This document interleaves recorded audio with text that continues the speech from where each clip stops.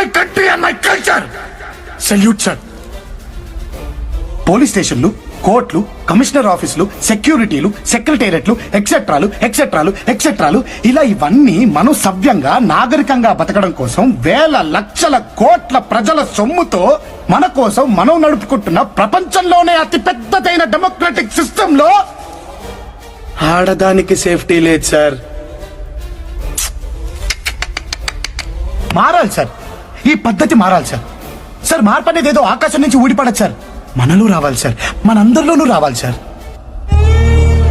మన అమ్మలు మనల్ని భద్రంగా కడుపులో దాచుకుని కాపాడి కని పెంచినందుకు కనీస కృతజ్ఞతగా మన చుట్టూ ఉండే ఈ ఆడవాళ్ళని గుండెల్లో పెట్టుకుని కాపాడుకోవాలి సార్.